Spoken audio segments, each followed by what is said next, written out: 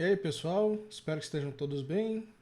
Meu nome é Mário César, bem-vindos de volta ao curso de Mecânica Clássica. Hoje nós vamos falar sobre algumas propriedades do espaço euclidiano. Na verdade, nós vamos falar sobre uma propriedade muito importante, que é o fato do espaço euclidiano ser homogêneo.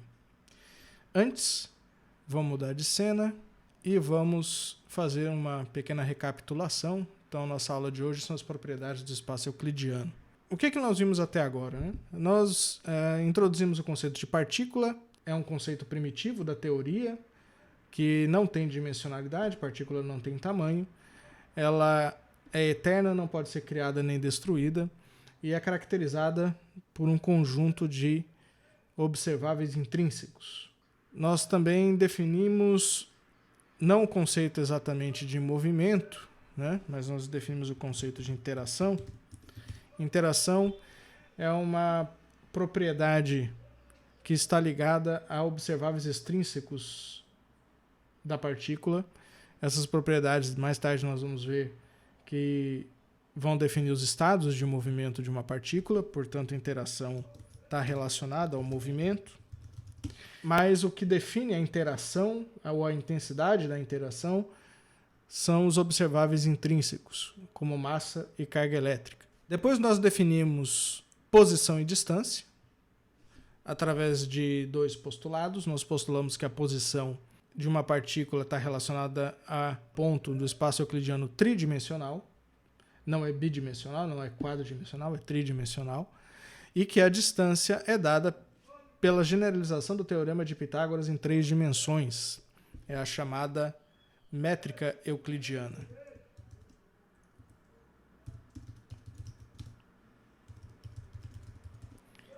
E a métrica euclidiana, a distância entre dois pontos x e y é dada pela raiz quadrada de y1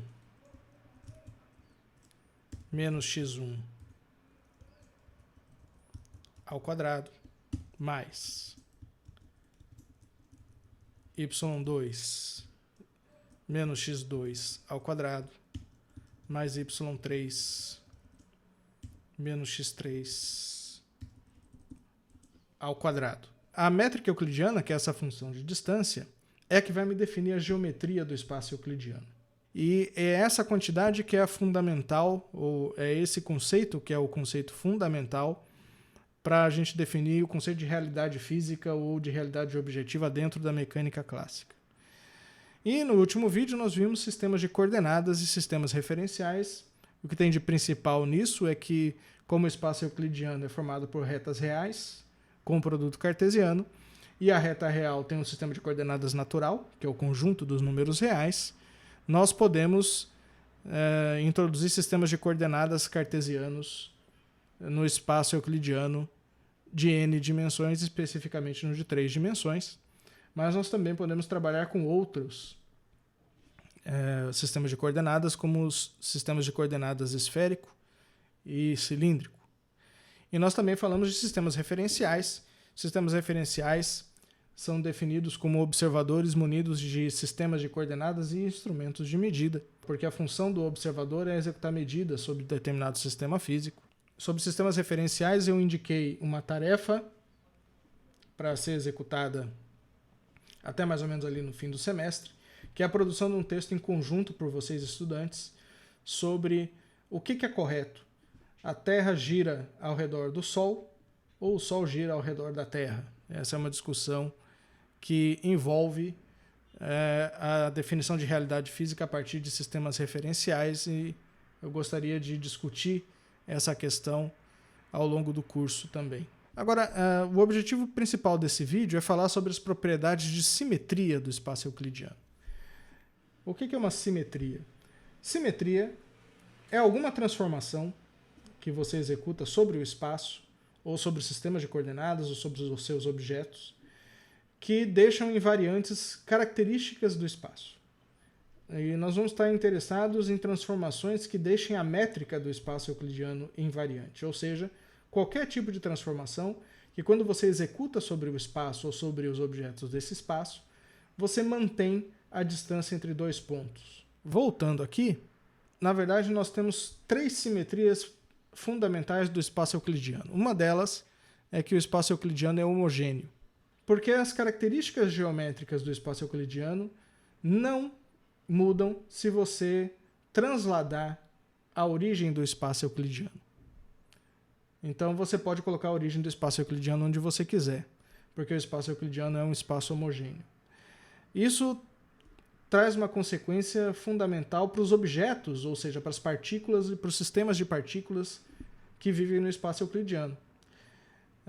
Isso quer dizer que eu posso pegar quaisquer duas partículas e mudar de posição dentro do espaço euclidiano. Se eu fizer uma translação pura nessas partículas, a distância entre elas vai ser preservada. Eu vou mostrar isso daqui a pouco. Em outras palavras, a métrica é invariante por translações. Isso quer dizer que o espaço é homogêneo. Uma outra característica fundamental do espaço euclidiano é que o espaço euclidiano é isotrópico. Isotropia tem a ver com invariância da geometria por rotações. Então, se eu tenho um objeto, como por exemplo esse spray aqui que eu uso para limpar o óculos, esse objeto ele tem suas características físicas, devem ser invariantes por rotações, ou seja, eu posso rodar o universo inteiro ao redor dele e ele mantém suas características. Por outro lado, se eu fizer isso aqui, ele também vai manter suas características, ele continua sendo um spray para limpar os meus óculos. Aqui, na verdade, muda um pouco, né?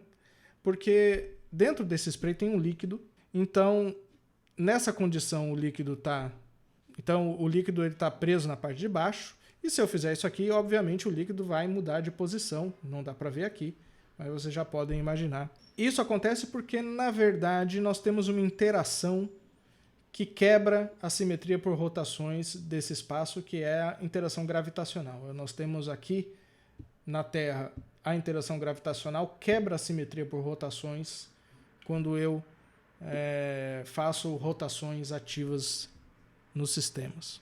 Então, se o espaço euclidiano é isotrópico, a isotropia tem a ver com a invariância da métrica por rotações, ou seja, eu posso rodar o meu sistema de coordenadas ou rodar os meus objetos, que a geometria deles, ou seja, o tamanho, não vai mudar. Vamos falar primeiro sobre translações, tá certo? Uma translação é uma mudança na origem do meu sistema de coordenadas cartesiano. Ou simplesmente pego o meu objeto geométrico e passo de um lugar para outro, do mesmo espaço euclidiano. Então, translações têm duas formas. Uma translação pode ter uma forma ativa, em que eu estou modificando ou transladando os objetos que vivem no espaço euclidiano, e tem uma forma passiva, que em vez de mexer nos objetos, eu faço transformações sobre os sistemas de coordenadas do espaço euclidiano. Tipicamente, a gente escolhe trabalhar com transformações passivas. Então, uma translação passiva, ela é definida da seguinte forma. Vamos supor que eu tenho um sistema de coordenadas x1, x2, x3, que seriam x, y, z, ortogonais em 3 dimensões. Eu faço uma transformação em que essas coordenadas são transformadas nessas coordenadas y1, y2, y3, que é simplesmente a primeira coordenada transladada no número real A1, a segunda coordenada transladada de um número real A2 e a terceira coordenada transladada do número real A3. Então, A1, A2 e A3 são números reais fixos e não vão mudar dependendo do ponto em que eu estou. Como eu estou realizando uma transformação no sistema de coordenadas, fazer essa transformação significa simplesmente mudar a localização da origem. Porque a origem, né? A origem no sistema X é dada. A origem no sistema X é dada pela posição 0, 0, 0. Certo? Quando eu faço a translação, essa origem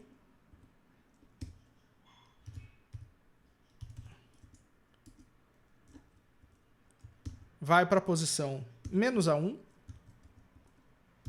menos A2, menos A3. Correto? Então, eu simplesmente estou mudando a origem do meu sistema de coordenadas. E aí, nesse caso, a origem no sistema Y, ela vai ser dada pela posição também.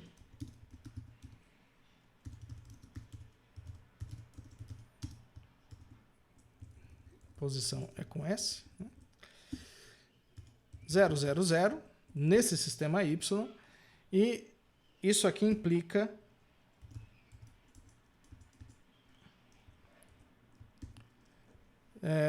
que x é igual a 1.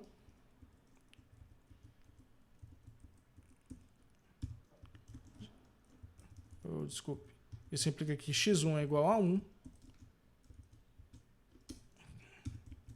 x2 é igual a 2. E x3 é igual a A3. Aqui, y1 é igual a menos A1. y2 é igual a menos A2. E y3 é igual a menos A3.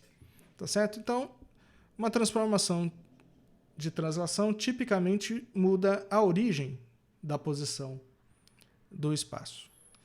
Agora, essa transformação aqui é uma transformação linear. Ela pode ser colocada nessa forma matricial aqui. Para eu colocar em forma matricial, eu preciso de uma matriz coluna de 4 componentes, embora o espaço seja tridimensional. Eu não consigo fazer uma translação em forma matricial usando só 3 dimensões, preciso ter uma extra. E isso vocês conseguem ver facilmente, porque essa transformação ela é dada por uma matriz de translação, que é essa aqui, aplicada ao vetor coluna x1, x2, x3 e 1. Né? A quarta dimensão ela é preenchida pelo número 1, pelo número real 1 aqui. Então, se vocês fizerem a multiplicação matricial direitinho, primeira linha com primeira coluna, x1, mais segunda linha com segunda coluna, 0. Terceira linha com terceira coluna, 0. Quarta linha com quarta coluna, menos A1. Então, eu tenho na minha primeira linha x1 menos A1 e assim por diante. Então, vocês veem que as 3 primeiras entradas dessa equação matricial correspondem à translação que eu defini aqui em cima. Então, eu posso definir uma matriz de translação, que é uma matriz de 4 dimensões, que depende de 3 parâmetros, A1, A2 e A3. Eu chamo simplesmente, vou usar boa parte do tempo, T de A como matriz de translação, T de translação. Nós precisamos reconhecer algumas propriedades das translações, e as translações têm propriedades que nós chamamos de propriedades de grupo. Por exemplo, a primeira propriedade é que quando eu faço 2 translações consecutivas, isso resulta também em uma translação. Como é que eu faço 2 translações consecutivas? Vamos pegar, por exemplo, essa primeira translação aqui que eu fiz do sistema X para o sistema Y. Esses 2 senhores aqui, um ambiente matemático. Tá aqui, essa é a minha primeira transformação, tá certo? Então isso aqui é uma transformação do sistema X para o sistema Y. O sistema Y está relacionado a partir da matriz de rotação T de A, que multiplica esse sistema X. Então vamos ler isso aqui da seguinte forma, olha só. Eu tenho uma matriz coluna X, que é elevada a uma matriz coluna Y, que é igual a uma matriz coluna X, e essas matrizes elas têm 4 dimensões. Quando eu olho essa segunda parte, eu estou olhando para isso aqui. Agora imagina que eu faço uma segunda translação. E essa minha segunda translação, ela vai ser do sistema Y para um sistema Z. Translado de novo. Só que dessa vez a matriz de translação ela vai ter parâmetros que eu vou chamar de B, B1, B2 e B3. Então essa transformação ela vai ser assim, ó. Eu vou copiar isso aqui.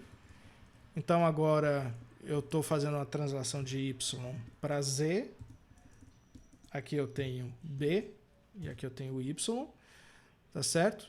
De maneira que y1, y2, y3 vão ser levados a z1, z2, z3, que vai ser igual a y1 menos b1,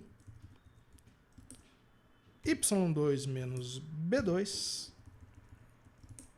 y3 menos b3. Agora perceba o seguinte, que essa matriz aqui, o y já está relacionado ao x pela equação anterior. Então, o y é x1 menos a1.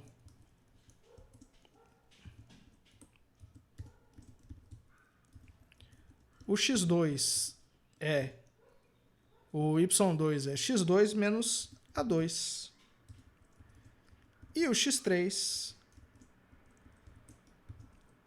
E o y3 é x3 menos a3. Está tudo certo aqui.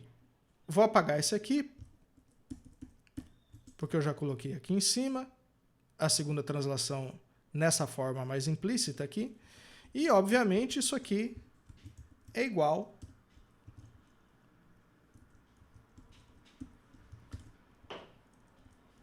vou colocar o sinal de menos em evidência.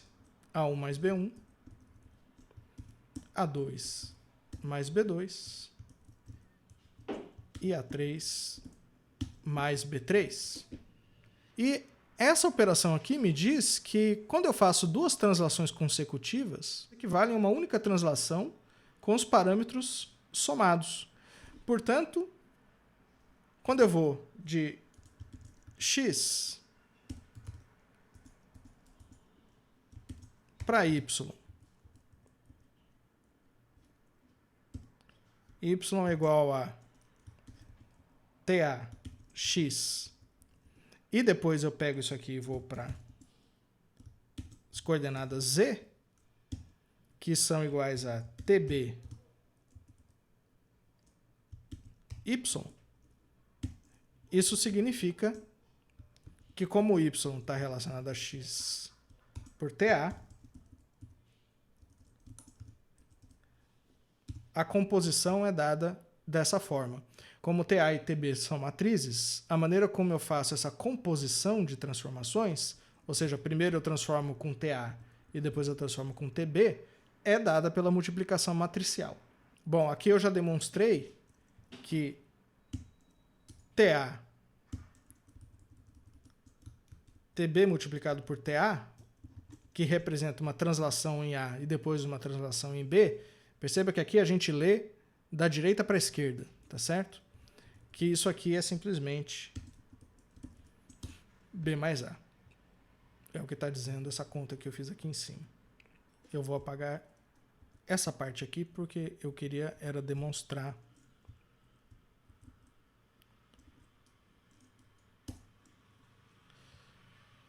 essa propriedade. Eu vou colocar isso aqui como fórmula inline. Ou, desculpe, como fórmula displayed. Certo? Então, o que eu escrevi aqui em cima, que TB vezes TA é T de B mais A, tá aqui. Professor, como é que eu mostro isso aqui através das matrizes? É só você fazer a multiplicação. TB vezes TA é igual, primeiro, TB, então eu coloco aqui B1, B2, B3, isso multiplicado por TA. Isso vai me dar uma matriz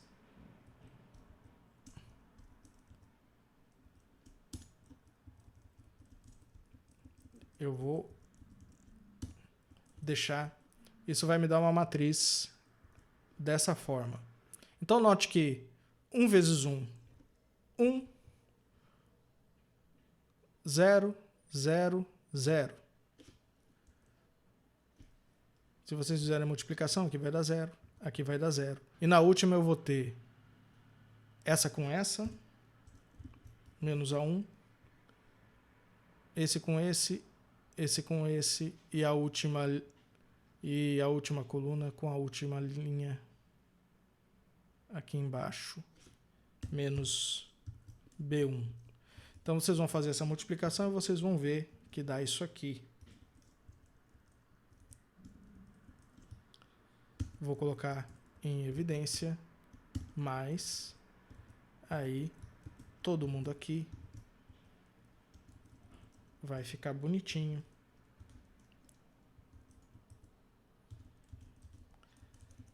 Então aqui vai ser A2 mais B2. É só fazer a conta que vocês vão ver A3 mais B3. Certo?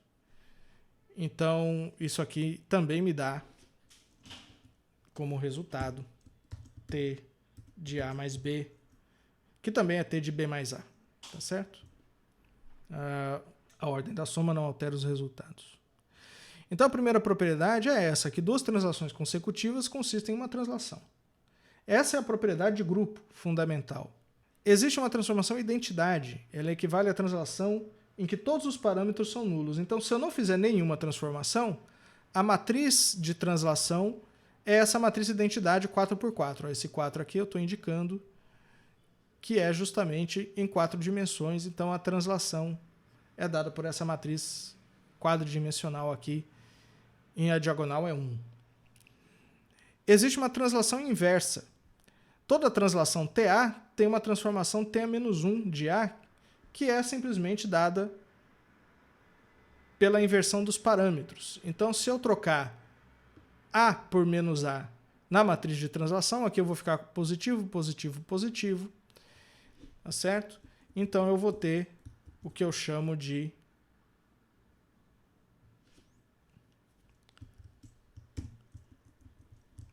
inversa, T a menos 1.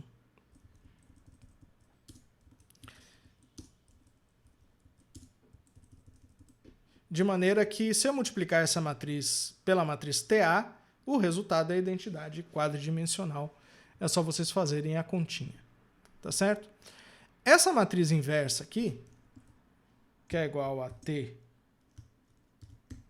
de menos A, se eu definir translações passivas dessa maneira, ou seja, com esses sinais de menos, as translações ativas vão ser definidas com sinais de mais nos parâmetros, porque transformações ativas e passivas são inversas umas das outras. E não importa a ordem, a última propriedade não importa a ordem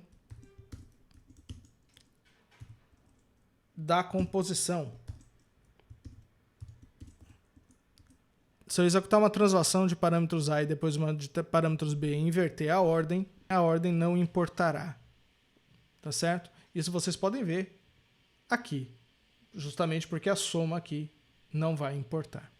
Então, eu digo que duas translações são abelianas, comutam entre si.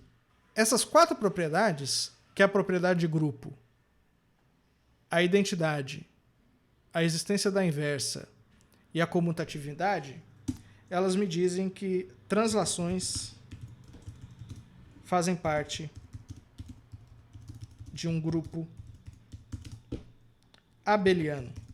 Abeliano porque comutam entre si, e o grupo em razão das propriedades de grupo, da identidade e da inversa. É assim que eu defino grupo de translações. Aqui no caso é um grupo de translações em 3 dimensões. Tá certo? Embora as matrizes sejam quadridimensionais. Só para terminar essa parte, falta nós demonstrarmos a invariância da métrica.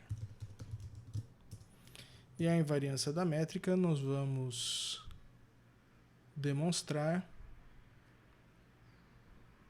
a partir da função distância que nós já utilizamos aqui antes, que é um d de xy,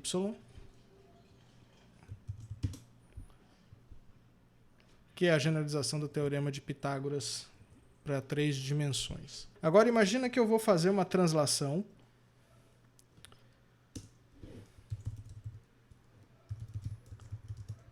E o meu ponto X, ele vai para um ponto X'. Portanto, o x1 vai para x'1, x2 vai para x'2 e o x3 vai para x'3. E o y, ele vai para o ponto y'. Portanto, o y1 vai para o y1', o y2 vai para o y2' e o y3 vai para o y3'. Em razão da forma das translações, né, nós temos que calcular, por exemplo, aqui nessa primeira parte, y1 menos x1. Aqui. Depois elevar ao quadrado, depois somar com os outros catetos, depois tirar a raiz. O y1 menos x1, ele se transforma em y' menos x1'. E usando as transformações, o y1' é y1 menos A1. Enquanto o x1', tem aqui um sinal de menos, ele é x1 menos A1 também. O A1 não muda, porque eu estou fazendo uma translação global. Todos os pontos do espaço são transladados da mesma forma. Portanto, aqui eu tenho sinal positivo.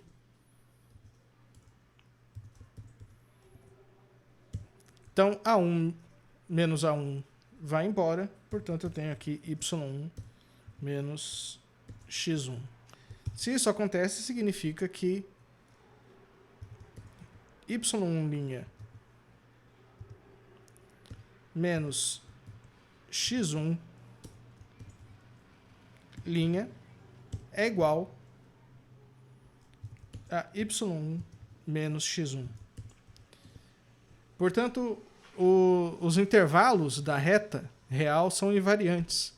Então, quando eu vou calcular a minha função distância no sistema de coordenadas linha, que é transladado, ele vai ser x1', y' e etc. E por causa da invariância de cada elemento de linha, isso vai ser igual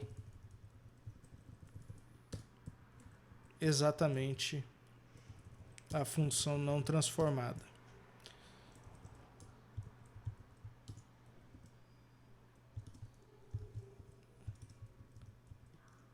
E por isso a gente diz que a métrica, que é a distância entre os pontos x e y, é invariante por translações. Então, o que nós vimos até agora? Nós vimos que a geometria do espaço euclidiano é invariante por translações. Por que é importante que a geometria seja invariante? O motivo pelo qual é importante que a geometria seja invariante por translações é que dois observadores que difiram um do outro por translações, eles vão concordar com a geometria dos objetos do espaço euclidiano. E, portanto, eles vão concordar com medidas geométricas que eles fazem sobre os objetos. Então, note que só analisando o caso de translações, nós já vemos que nós temos uma pista de que a geometria euclidiana, e, portanto, a geometria dos objetos, é preservada entre observadores. Essa é a estrutura fundamental. E, portanto, a realidade objetiva dentro da mecânica clássica consiste na geometria dos objetos. É claro que os dois observadores eles não precisam estar necessariamente transladados um com relação ao outro, mas existem mais duas operações que nós vamos analisar e verificar se a métrica é invariante por essas transformações. Essas transformações são as rotações e mais para frente nós vamos ver as transformações de Galilei. Bom, então vou ficando por aqui, espero que todos tenham uma ótima semana e até o próximo vídeo.